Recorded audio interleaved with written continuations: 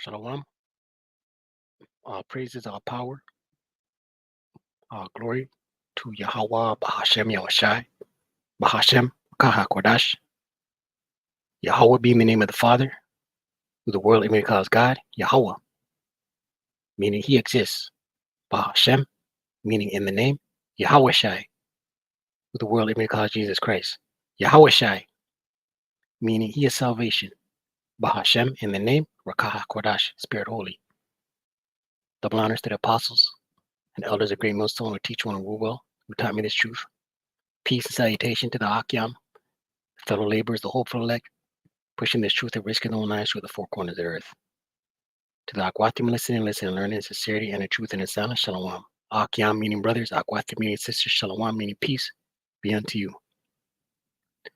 It's your brother Shema from the GMS Toronto camp here in Toronto, here with another lesson. Right, we'll get right into it. Another edition of the war report. Right, wars and rumors of wars. Right, but the pot is being stirred. This is from RT News, September 18th, 2024, the hopeful year that Jacob's trouble comes to pass. It says here, the U.S. has allowed Israel's attack on Lebanon, and now war may follow. All right, and this is by Robert Inlakesh. He's a political analyst, journalist, and documentary filmmaker currently based in London, UK. He has reported from and lived in the Palestinian territories and currently works with Quds News, director of Steel of the Century, Trump's Palestine-Israel catastrophe. So it says here, and we see here this from this morning, Russia strikes Ukraine's key signals facility. Right? So this thing is brewing.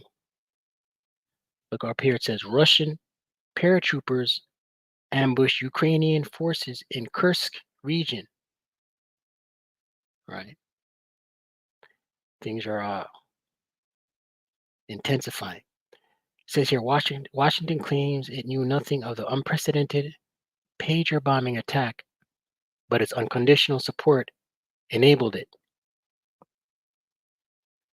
On Tuesday, Israel was accused of detonating hundreds of wireless communication devices that were primarily being used in a civilian capacity, injuring upwards of 4,000 people.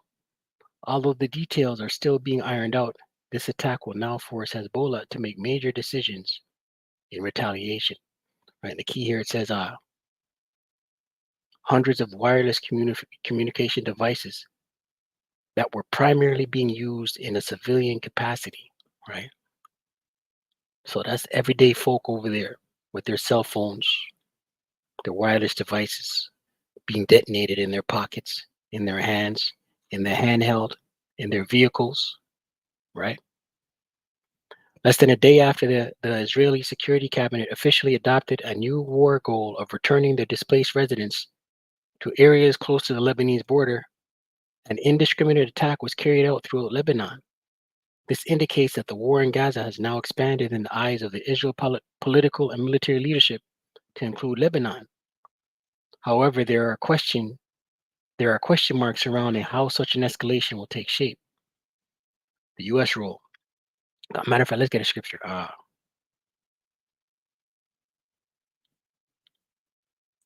Let's get the least of the flock. That's in Jeremiah.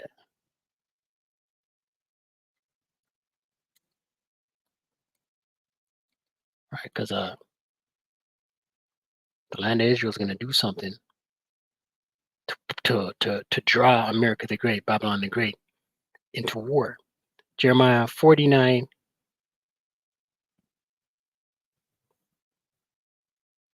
And 20, and it reads, therefore, hear the counsel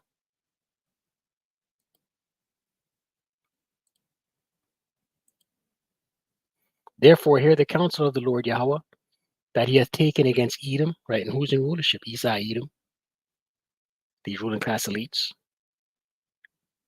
right? These banking cartels, these banking families, but there's different factions of Esau, Edom, throughout the world, right? Uh, the land of Gog, Magog, who are the Russians. They're Esau, they're Edomites, right? The land of Israel, that's Amalek over there, but they're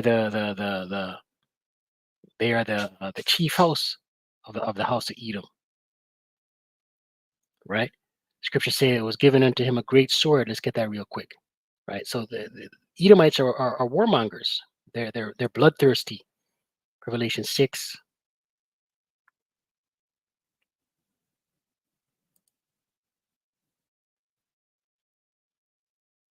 points in 4, verse 3. And when he had opened the second seal, I heard the second beast say, "Come and see." And there went out another horse that was red, right? Horse is symbolic of power. Red, Esau, Edom. And power was given to him who gave Esau, Edom his power, the Lord Yahweh Shemel Shai, that sat thereon to take peace from the earth. And that's all Esau has done, is take peace from the earth. And that they should kill one another, right? And there was given unto him a great sword, right? This great sword is his military might, his military technology, right? Esau, Edom is a bloodthirsty man, right? And if the Lord didn't shorten the days, no flesh would be saved. Roughly paraphrasing, this man would take everyone out along with him. Back in Jeremiah 49:20. Therefore, hear the counsel of the Lord Yahweh that he hath taken against Edom, and his purposes that he hath purposed against the inhabitants of Teman. Teman is the wise men of the house of Esau, the physicists, the nuclear scientists, who are the Germans. Surely the least of the flock, Amalek, who are over there in the land, right, shall draw them out. Draw out who? America the Great. Into what? War. Surely he shall make the habitations desolate with them, right? Missiles are going to strike America the Great, Babylon the Great. Missiles are going to strike the land. The only difference is the land will be rebuilt back up by the heathens, right? And Babylon the Great, America the Great, will never be inhabited ever again. Let's go back into this article. It'll be a land of desert animals. It says here the U.S. rule, commenting on the issue to reporters, U.S. State Department spokesperson Matthew Miller said that the U.S. was not involved in it. And that's Esau, Edom. Scripture say, never trust thine enemy. As iron rusted, so is his wickedness. Right? If you read further down in that scripture, it says, he will go weeping if he go crouching. Let me get it before I butcher it. Right? Esau always says he never did it. Sirach 12.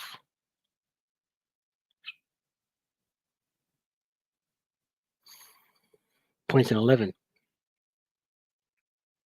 Sirach 12 and 10. Never trust thine enemy, for like as iron rusteth, so is his wickedness. Right? And you go into Psalms 83, it lists the enemies of Yahweh Shem Shai. Right? Beginning with Esau, Edom. All the nations as well, Elam, Ishmael, all of them, they're enemies of the Lord Yahweh Shem Shai. But Esau, Edom being the first, the chief.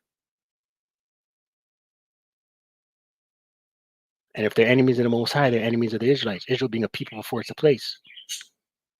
Verse 11, though he humble himself, here's the point. Though he humble himself, Esau, and go crouching, right? This is the makeup of who Esau is, man. It's never a straight answer with him. And he'll lie, he'll humble himself, he'll even weep. Yet take good heed and beware of him, and thou shalt be unto him as if thou hadst wiped a looking glass, and thou shalt know that his rust hath not been altogether wiped away.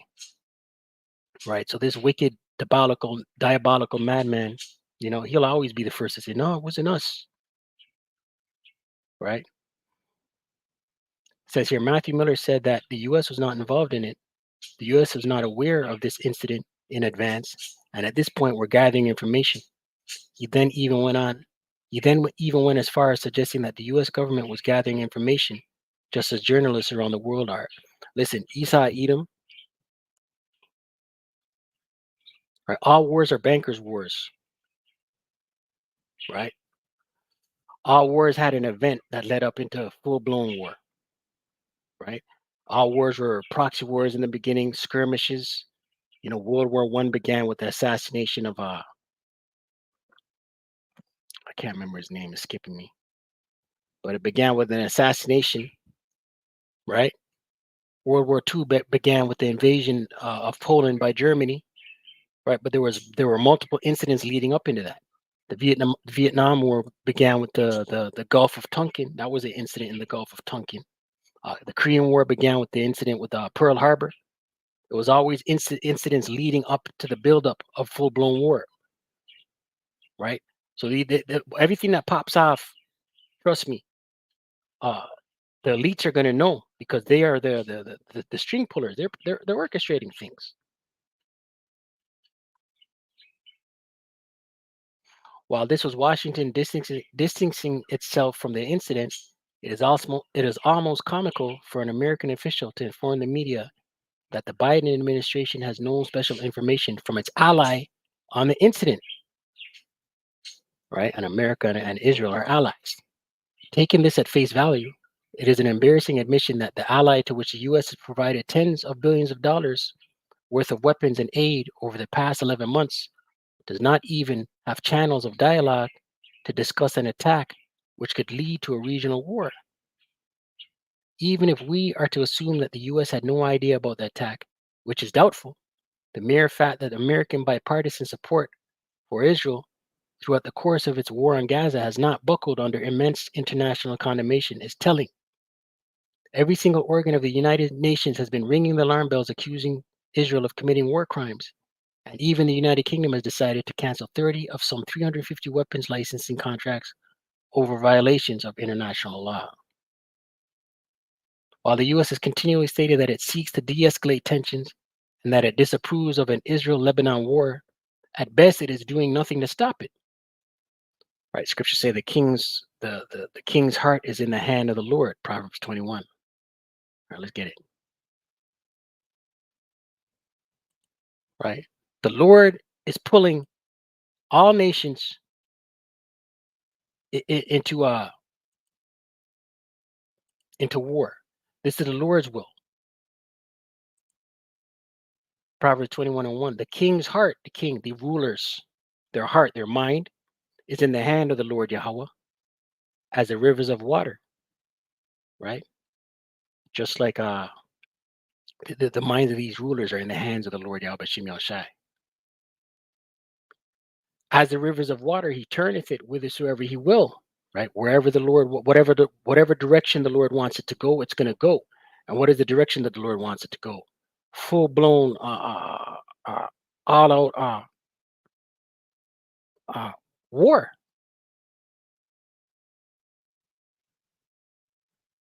right? World War III will pop off, but before that, the time of Jacob's trouble and the MOTB, the CHIP, the Revelation 13 verse 16 on down, the grain of rice, right? Then World War III.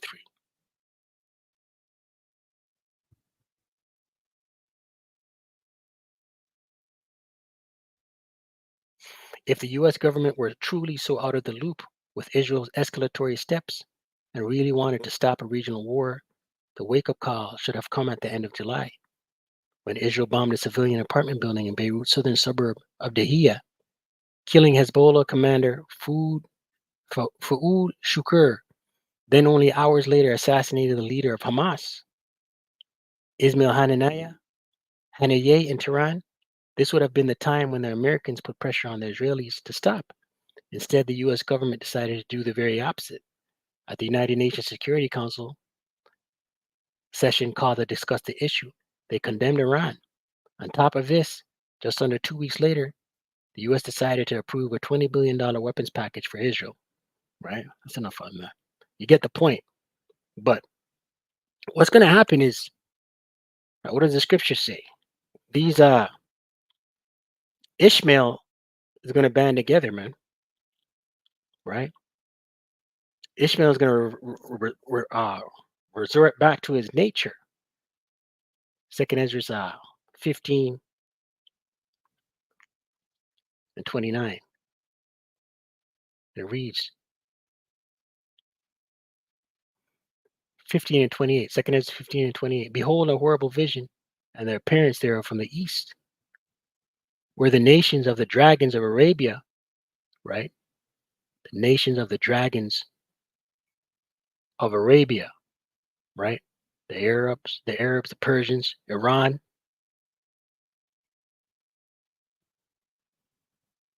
shall come out with many chariots, their might, their drones, their fighter jets, and the multitude of them shall be carried as the wind upon earth, that all they which hear them may fear and tremble. Right, and these Ishmael makes up Iran, right? Saudi Arabia, Turkey. Turkey is a member of the NATO nations, right? Also, the Carmenians. The Carmenians are there. Is Iran, right? Iran's being quiet right now, right? But we know he backs Hezbollah, he backs Hamas, and who backs Iran? Russia.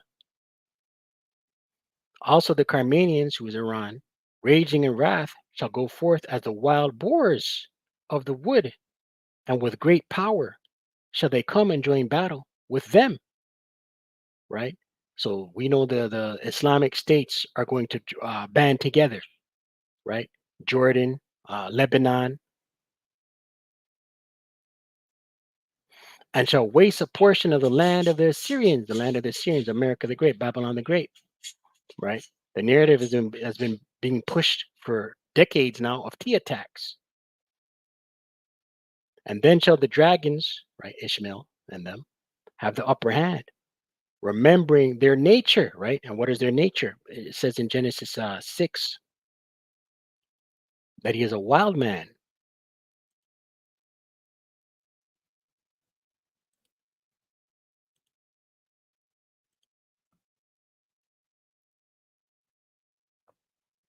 So look at Genesis 16.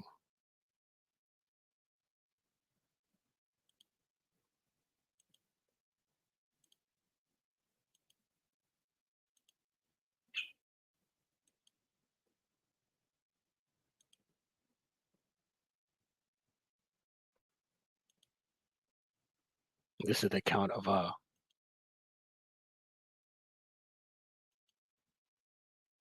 Ishmael, right? Genesis 16, verse 9.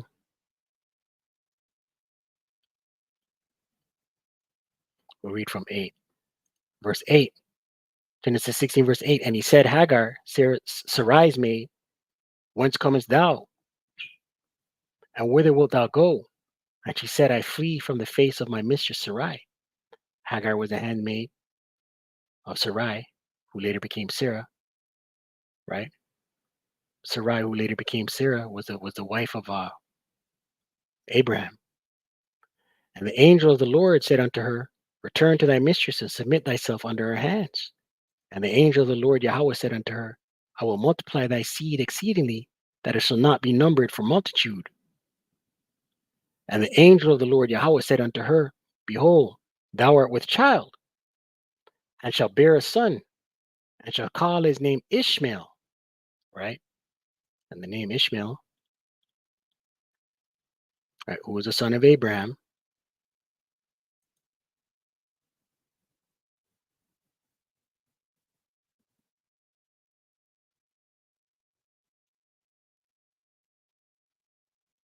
in the Hebrew, Yashma'ala, Yashma'ala, power will hear, right? El being power, right? Will hear. That was a name. He's a son of Abraham. God will hear.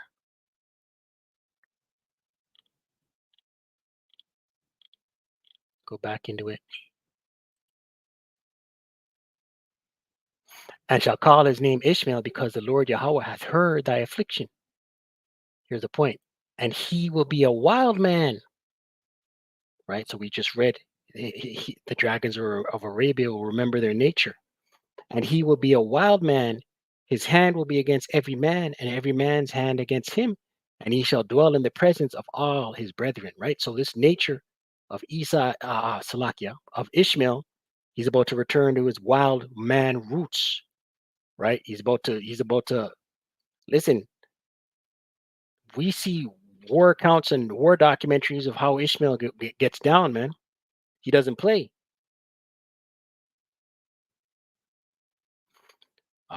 Second Ezra 15 and 31. And then shall the dragons have the upper hand, remembering their nature, and if they shall turn themselves, conspiring together in great power to persecute them, right? So the Islamic states, nations, countries, they're going to come together, right? They're going to come together. Verse 32. Then these shall be troubled, bled, and keep silence through their power, and shall flee. And from the land of the Assyrians, America, shall the enemy besiege them and consume some of them, and their armies, American Babylonian troops, shall be fear and dread and strife among their kings. Their leadership is going to be at odds with one another. America the Great, Babylon the Great, their military upper brass, their rulership, they're going to be at odds, strife among their kings. It says here, their army shall be fear, and in their host shall be fear and dread. There's a scripture in Jeremiah 51.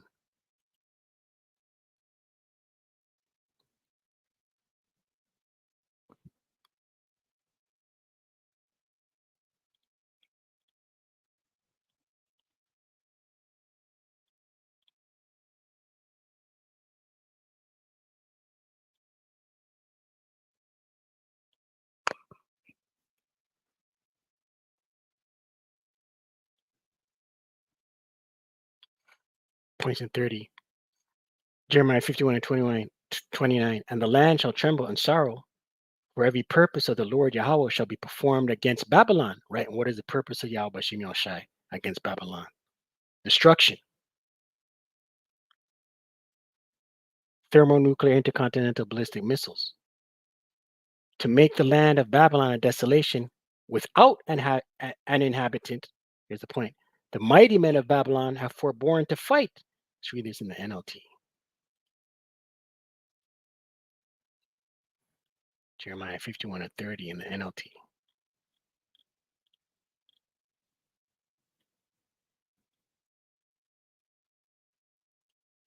And it reads, her mightiest warriors no longer fight. They stay in their barracks, their courage gone. They have become like women. The invaders have burned the houses and broken down the city gates, right? So we know the courage is going to be taken out of Babylon the Great, America the Great's military, man, right? Back in Second Ezra 15,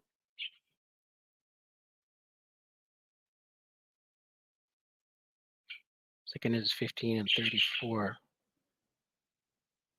Behold, clouds from the east and from the north unto the south, and they are very horrible to look upon, full of wrath and storm, right? Because these allied nations, you know, Russia being the big brother, they're gonna be banded together.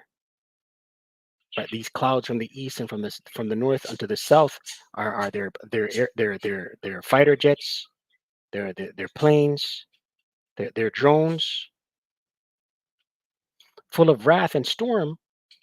They shall smite one upon another, and they shall smite down a great multitude of stars upon the earth, the stars being missiles, even their own star, and blood shall be from the sword unto the belly, and dung of men unto the camel's hoe, right? Great mass death, right? Scripture says, horse's bridle. Let's get that real quick.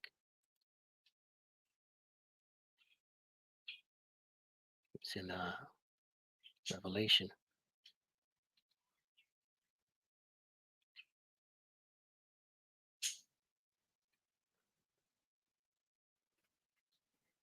Revelation 14 and 20 in the NLT. We'll read in the KJV. In the NLT, Revelation 14 and 20, the grapes were trampled in the winepress outside the city, and blood flowed from the winepress in a stream about 180 miles long, as high as a horse's bridle, right? Mass death coming to America, the great Babylon the Great. KJV. And the winepress was trodden without the city, and blood came out of the winepress. Matter of fact, let's read from 19. And the angel thrust in his sickle into the earth and gathered the vine of the earth and cast it into the great winepress of the wrath of Yahweh Bashem Shai. And the winepress was trodden without the city, and blood came out of the winepress, even unto the horse bridles, by the space of 1,600 furlongs. Right, mass death is coming to this America the Great, Babylon the Great. Right, but there's going to be all kinds of lead up. Right, we know Jacob's trouble still has to take place. We know the worldwide mandate implementation of the CHIP, the grain of rice, the Revelation 13 verse 16 on down, has to take place, right? And then World War III. But we know wars and rumors of wars, proxy wars, skirmishes, all kinds of incidents are going to lead to this buildup, right? This is just another event leading up into the buildup. So with that, all praises, all power, all glory to Yahweh, Bahashem Yahushai, Bahashem Rakah HaKodash, double honors to the apostles and elders of Great Millstone, to teach one rule well. Shalom to the hopeful elect.